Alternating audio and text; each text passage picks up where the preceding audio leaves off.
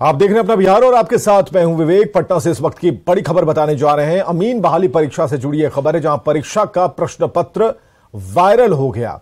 BCEC परीक्षा ले रही है और 13 अगस्त से पटना के 30 ऑनलाइन सेंटरों पर इसकी परीक्षा थी और परीक्षा के दौरान ही सोशल मीडिया पर प्रश्न पत्र वायरल हो गया।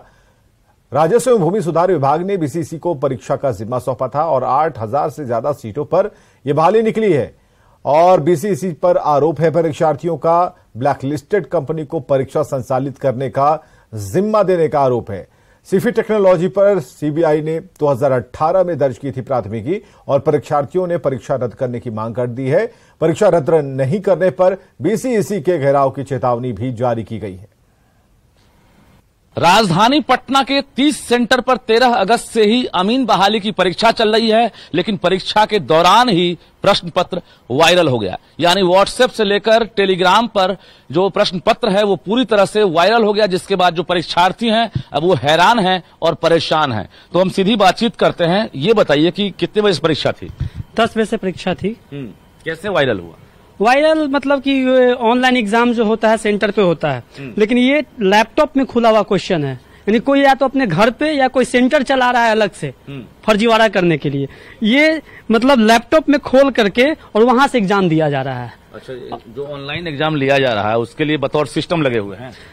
टोटल जगह 30 सेंटर्स हैं पूरे पटने में, लेकिन उस सेंटर का ये चीज नहीं है। ये लैपटॉप घर का चीज है। ये घर पे मतलब एग्जाम दिया जा रहा है बैठ के। क्या चाहते हैं आप लोग? हम लोग चाहते हैं बहाली को रद्द किया जाए और ऑफलाइन एग्जाम हम लोग का लिया जाए, ताकि अच्छे से और जल्द से जल्द रिजल्ट भी आ जाए और हम लोग पढ़ने वाले बच्चों का कम से कम रिजल्ट हो सके। जो स्क्रीनशॉट है यहाँ पर, उसमें साफ तौर से सिविल इंजीनियरिंग की परीक्षा की बात कही गई है और option A, B, C, D ये 4 ऑप्शन दिए गए हैं, जिसमें क्लिक करना होता है। जो ऑनलाइन एग्जामिनेशन है, यानी एक ऑप्शन जो सही है उसमें क्लिक करना होता है। पर यहाँ पर जो परीक्षार्थी हैं उनके सभी के मोबाइल में जो है देख सकते हैं इस तरह की तस्वीर आ गई है। प्रश्न पत्र जो है उसके साथ साथ लैपटॉप जो है उसकी तस्वीर आ गई है, यानी प्रश्न पत्र वायरल हो गया है। टाइमिंग क्या है इसका ये भी आपको हम बताते हैं, क्योंकि कितने बजे है टाइमिंग? 11:18 सुबह में वायरल हुआ था। और एग्जाम कब से? एग्जाम सर 10 बजे से 12:15 बजे तक। और मैं आज ही 16 तारीख यानी फर्स्ट सीटिंग का अभ्यर्थी हूँ और मेरे शिफ्ट में ये क्वेश्चन था और मैं एग्जाम दे करके आया हूँ। मैं हैरान हो गया कि ये क्वेश्चन वायरल हो गया मेरे एग्जाम पीरियड में, और पता नहीं ग्रुप में तो 11 बजे वायरल हुआ व्हाट्सएप टेलीग्राम में। आप लोग को हार्ड कॉपी तो दी नहीं जाती है? हार्ड कॉपी नहीं दी जाती, मोबाइल जमा होता है। मोबाइल जमा होता है। फिर कैसे वायरल हो गया? पता नहीं कोई बड़ा माफिया काम कर रहा है, इसे सेटिंग वेटिंग कुछ करवा रहा है। एक तो वैकेंसी नहीं निकलती है और वैकेंसी निकली है तो जो हजारों अभ्यर्थी हैं अब परेशान हैं, क्योंकि परीक्षा के दौरान ही प्रश्न पत्र वायरल हो गया। बतौर इसको लेकर जो कंपनी चिन्हित किए गए हैं उस कंपनी पर भी आरोप है कि जो सिफी है वो ब्लैकलिस्टेड है। सीबीआई ने एफआईआर दर्ज की थी और उसके बाद भी उसे जिम्मा दिया गया है। यानी बीसीईसी जो है जिसके तरफ से परीक्षा ली जा रही है उसको पूरी जानकारी है कंपनी ब्लैकलिस्टेड है। और आज प्रश्न पत्र वायरल होने के बाद बीसीईसी की तरफ से कोई जवाब नहीं आया है। अभ्यर्थी साफ तौर से अब चेतावनी दे रहे हैं कि अगर परीक्षा रद्द नहीं होती है तो हम लोग बीसीईसी कार्यालय का घेराव करेंगे। कैमरामैन दीपक के साथ रजनीश कुमार, न्यूज 18 पटना। और मुजफ्फरपुर से बड़ी खबर है, जहां मोतीपुर और रामपुर हरी थाना क्षेत्र में भारी मात्रा में शराब बरामद हुई है। मोतीपुर में ट्रक से करीब 40 लाख रुपए की शराब बरामद की गई। पुलिस ने ट्रक के ड्राइवर और खलासी को पकड़ा है। वहीं रामपुर हरी थाना इलाके में पुलिस ने झोपड़ी से 10 लाख की विदेशी शराब पकड़ी है। पुलिस ने यहां से 96 पेटी शराब बरामद की है।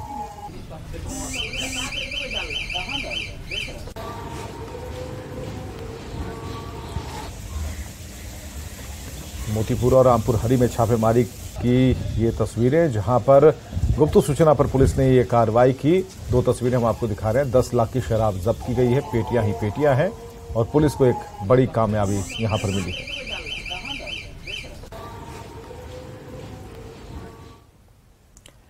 किशनगंज में छिपे खजाने की चाहत में परिवार के सदस्यों ने घर के बुजुर्ग की जान ले ली। इतना ही नहीं, साक्ष्य छिपाने की नीयत से बुजुर्ग के चेहरे को भी जला दिया। यह सनसनीखेज घटना मंगलवार की और बताया जा रहा है कि मृतक के परिवार वाले एक तांत्रिक के चक्कर में फंस गए। तांत्रिक ने परिवार के लोगों को कलीमुद्दीन के पास खजाना होने की जानकारी दी। इसके बाद से परिवार के सदस्य कलीमुद्दीन पर खजाना निकालने का दबाव बना रहे थे, लेकिन कलीमुद्दीन ने खजाने के संबंध में कोई जानकारी होने से इनकार किया और खजाने के चक्कर में पड़कर परिवार के लोगों की स्थिति विक्षिप्त जैसी हो गई थी। इसी दौरान मृतक के बेटे और बेटी ने परिवार के अन्य सदस्यों के साथ मिलकर कलीमुद्दीन की हत्या कर दी और इस बात की जानकारी जैसे ही ग्रामीणों को हुई, वे उग्र हो गए और परिवार के लोगों को पेड़ से बांध दिया और पुलिस को खबर की। मौके पर पहुंची पुलिस पूरे मामले की जांच में जुटी है। वहीं स्थानीय लोगों ने तांत्रिक की गिरफ्तारी की मांग की। क्या नाम है उसका जिसको जलाया गया? कलीमुद्दीन साहब। और उसको जलाया किसने है? बेटी तीन बेटी और उसका बेटा भी साथ में था शायद। हाँ। उसकी वाइफ भी साथ में है। आप लोगों ने मिलके आग लगाया? मिलके नहीं। अच्छा। उसका जो दिन था। हाँ। वही सब कर्म है। देखने वाला तो कह दिया कि ये सब मिलके मारा है। अच्छा। लेकिन कोई कुछ नहीं है। ये जिन्ना किया है? वो उसका कर्म था। चलिए। हाँ, इसका सुर का हम बार बार बोले उसको 2 बार, लेकिन मेरे बात नहीं मानता था। जिसमें एक वृद्ध व्यक्ति को जलाकर मारने की सूचना है, उस संबंध में मैंने तुरंत वहाँ के एसएचओ को खबर किया है। अभी मैं परिवार द्वारा ही तांत्रिक के चक्कर में बताया जा रहा है कि हत्या की गई है, तो नहीं, इस संबंध में विस्तृत अभी जानकारी नहीं है। अभी घटनास्थल पर जाकर मैं पूरी जानकारी प्राप्त करूंगा। जहानाबाद के घोसी में जिला प्रशासन की टीम ने अतिक्रमण पर बुलडोजर चलाकर 4 मकान को ध्वस्त कर दिया। दरअसल सरकारी जमीन पर अवैध निर्माण हुआ था और इसके बाद जिला प्रशासन ने ये कार्रवाई की। जिला प्रशासन ने मकान मालिक को कुछ दिन पहले नोटिस दिया था और नोटिस मिलने के बाद भी सरकारी जमीन को खाली नहीं किया गया। इसके बाद प्रशासन ने दल बल के साथ अवैध निर्माण को तोड़ दिया।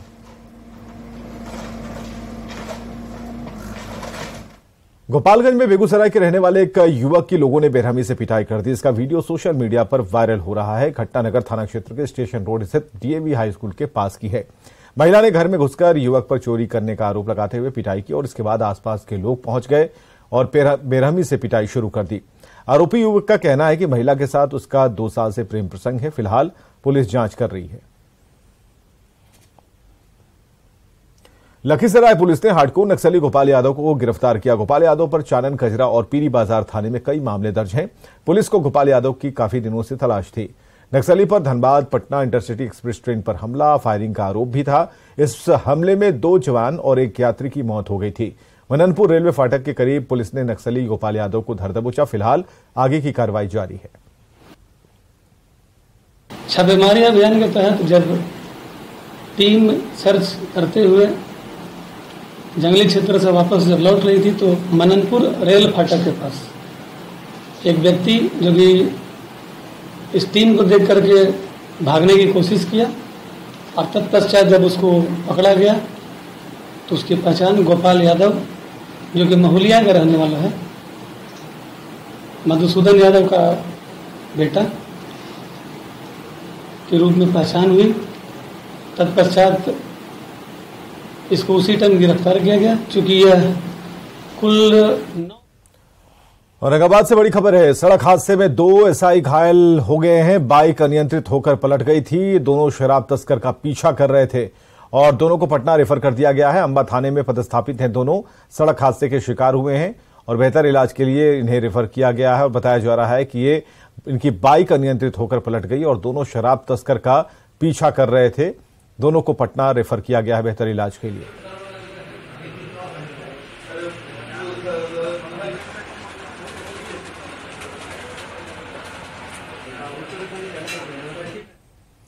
बिहार में एक बार फिर अजब प्रेम की गजब कहानी सामने आई, जहां एक शादीशुदा देवर को अपनी ही भाभी से प्यार हो गया। फिर दोनों घर से भागकर हरियाणा चले गए।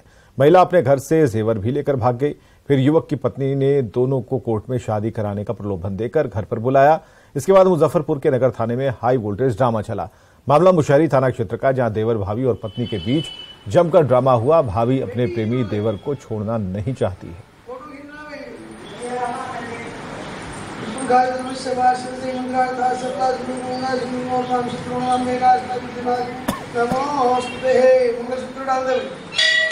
मंगलसूत्र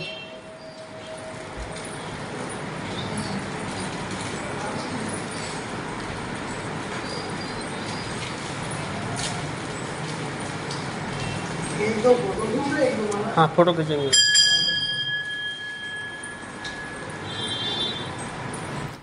भागलपुर के नौगछिया में खनन विभाग का नया कारनामा सामने आया। खनन विभाग ने बगैर जांच के कुछ लोगों पर एफआईआर करवाई और पुलिस ने एफआईआर दर्ज कर लिया।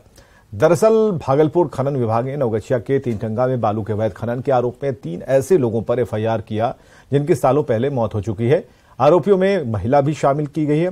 पुलिस विभाग के अधिकारी का कहना है कि मामले की जांच चल रही है, जिसका सेशन केस भी अभी चल रहा है कोर्ट में जज साहब के यहाँ, और उनका नाम इस केस में दे दिया गया है, जबकि उनका यहाँ कोई नहीं रहता है। परिवार का घर सुना है, घर है गांव में, लेकिन यहाँ कोई नहीं रहता है।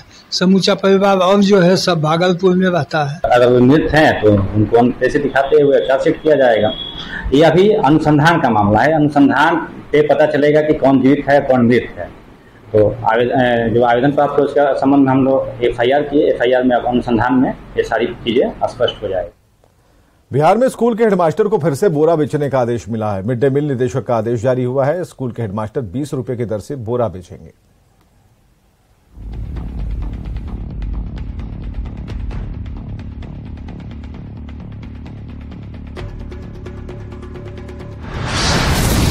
अब बोरा बेचेंगे गुरुजी। सुन के हंसी आ रही है तो हंसिए मत और ना ही चौंकिए। आपकी टीवी स्क्रीन पर जो तस्वीर दिख रही है वो भले ही कुछ दिनों पुरानी हो, पर फिर से ऐसी ही तस्वीर बिहार में दिखने वाली है। एक बार फिर गुरुजी लोग बोरा बेचते नजर आने वाले हैं, क्योंकि बिहार में स्कूल के हेडमास्टर को फिर से बोरा बेचने का आदेश मिल गया है और यह आदेश जारी किया है मिड डे मील निदेशक ने। आदेश के मुताबिक स्कूल के हेडमास्टर 20 रुपए की दर से बोरे की बिक्री करेंगे। मिड डे मील का सामान खाली होने के बाद बोरे को बेचेंगे और पैसा जिले की योजना मद में जमा करेंगे।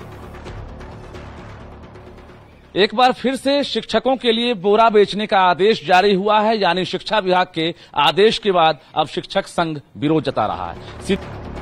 बोरा बेचने के आदेश से शिक्षकों में गुस्सा है। शिक्षक संघ का साफ कहना है कि सरकार शिक्षकों को व्यापारी ना बनाए, क्योंकि बोरा बेचना शिक्षकों का काम नहीं। ऐसे गैर शैक्षणिक कार्य से पढ़ाई बाधित होगी। आशा थी जो 15 अगस्त में राजकर्मी की घोषणा होगी। इस तरह से ये जले पर नमक छिड़कना, अब शिक्षक को व्यापारी बना दिया। अब ये बाइक पर बोरा ले जाएगा तो फिर पढ़ाई कौन करेगा? तो अपमानित करना है हमारे शिक्षकों। एक तरफ शिक्षा विभाग के अपर मुख्य सचिव बिहार की शिक्षा व्यवस्था सुधारने में लगे हैं। कहा जा रहा है कि अब शिक्षक फालतू के सरकारी काम ना करके सिर्फ पठन पाठन कराएंगे। दूसरी तरफ शिक्षकों को बोरा बेचने का आदेश विभाग की सोच पर सवाल खड़े करता है। न्यूज 18 के लिए पटना से रजनीश कुमार की रिपोर्ट। बिहार की कानून व्यवस्था पर एक बार फिर से सवाल उठ रहे हैं। समस्तीपुर में बेखौफ पशु तस्करों ने दारोगा नंदकिशोर यादव की हत्या कर दी। घटना से 2 दिन पहले एडीजी पुलिस मुख्यालय ने दावा किया था कि स्वतंत्रता दिवस को लेकर पूरे बिहार में सुरक्षा चाक चौबंद है, लेकिन समस्तीपुर की घटना ने सारे दावों की हवा निकाल दी।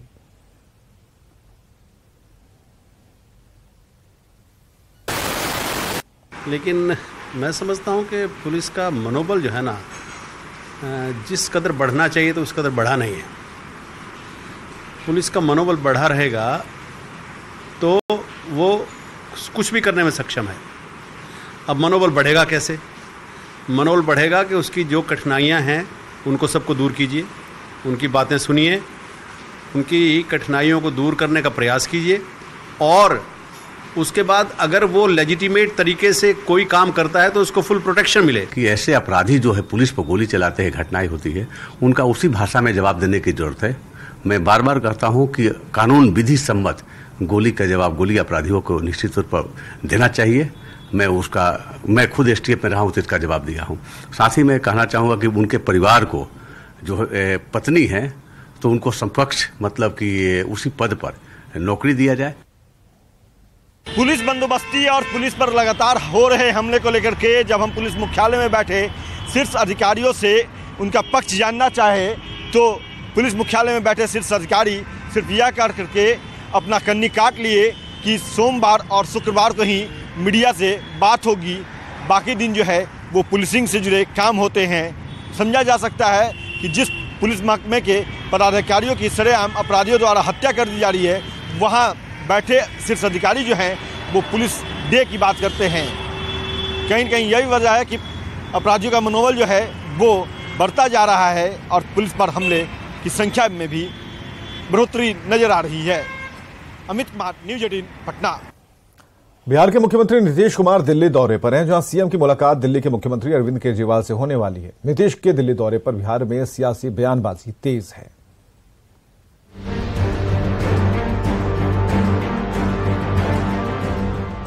कहते हैं दिल्ली से ही देश की सत्ता का रास्ता बनता है। शायद यही वजह है कि बिहार के मुख्यमंत्री नीतीश कुमार का दिल्ली दौड़ जारी है। हालांकि बीजेपी के रविशंकर प्रसाद मानते हैं कि दिल्ली दौड़ से कुछ भी होने वाला नहीं।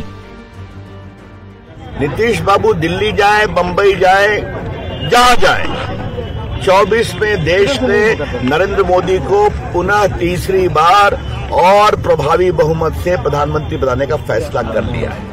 बीजेपी नेता मुख्तार अब्बास नकवी ने भी नीतीश कुमार के दिल्ली दौरे पर निशाना साधा है। नकवी ने कहा, बदरंगी विरासत और हुड़दंगी सियासत के नीतीश कुमार नए साथी हैं, इसलिए ज्यादा दौड़ लगा रहे। तो इस बदरंगी विरासत और हुड़दंगी सियासत के इस नए पार्टनर को मैं यही कहूंगा कि आपने तो अपनी सियासी सफर जो है वो गैर कांग्रेसवाद से शुरू किया था, अब आप जो है वो कांग्रेस की गोद में पहुंच गए हैं। नीतीश कुमार के दिल्ली दौरे पर बीजेपी नेताओं की ओर से किए जा रहे हमले पर जेडीयू की ओर से मंत्री श्रवण कुमार ने पलटवार किया है। श्रवण कुमार ने कहा, बीजेपी में जो नेता किनारे कर दिए गए हैं वो बयान देकर अपना वजूद बचाना चाहते हैं। अब रविशंकर जी के बयान को कौन ले रहा है, नोटिस कोई ले रहा है? रविशंकर जी को भारतीय जनता पार्टी में क्या वैल्यू है? भारतीय जनता पार्टी में अगर वैल्यू होता तो केंद्र में वो मंत्री रहते, अच्छे नेता हैं। महागठबंधन में शामिल होने और विपक्षी एकता की मुहिम शुरू करने के बाद नीतीश कुमार का ये तीसरा दिल्ली दौरा है। नीतीश की वजह से विपक्ष एक मंच पर आ गया, इंडिया नाम से विपक्षी गठबंधन भी बन गया। लेकिन क्या इससे नीतीश का सपना पूरा हो पाएगा? न्यूज़ 18 के लिए दिल्ली से अमितेश और पटना से रवि एस नारायण के साथ धर्मेंद्र की रिपोर्ट। मोदी कैबिनेट की बैठक में कई अहम योजनाओं को मंजूरी मिली है। केंद्रीय कैबिनेट ने रेलवे के 32,500 करोड़ रुपए के 7 प्रोजेक्ट अप्रूव किए हैं और ये प्रोजेक्ट रेल लाइन अपग्रेडेशन और नई रेल लाइन से जुड़े प्रोजेक्ट्स हैं। प्रोजेक्ट 9 राज्यों में 35 जिलों को कवर करेगी और इस प्रोजेक्ट से बिहार, झारखंड और पश्चिम बंगाल को सीधा फायदा होगा और साथ ही यूपी, महाराष्ट्र, तेलंगाना, आंध्र प्रदेश, गुजरात और उड़ीसा को भी फायदा मिलेगा। इस प्रोजेक्ट से नॉर्थ ईस्ट के राज्यों से ज्यादा ट्रेनें चल सकेंगी और साथ ही केंद्र ने बिहार को भी बड़ा तोहफा दिया है। इस प्रोजेक्ट के तहत गोरखपुर कैंट से वाल्मीकि नगर सेक्शन का दोहरीकरण होगा और इस सेक्शन की लंबाई 96 किलोमीटर है। दोहरीकरण में 1,269 करोड़ की लागत आएगी। गोरखपुर कैंट से वाल्मीकि नगर की डबलिंग का इस प्रोजेक्ट की कॉस्ट है 1,269 करोड़ और सबसे बड़ी बात है कि इसमें बड़ा ब्रिज है गंडक रिवर पे 854 मीटर का, यानी करीब करीब 1 किलोमीटर से थोड़ा सा कम लंबा ये ब्रिज रहेगा। कॉम्प्लेक्स प्रोजेक्ट है जिसमें बिहार और उत्तर प्रदेश के दोनों राज्यों के इसमें मदद लगेगी। और आइए देखते हैं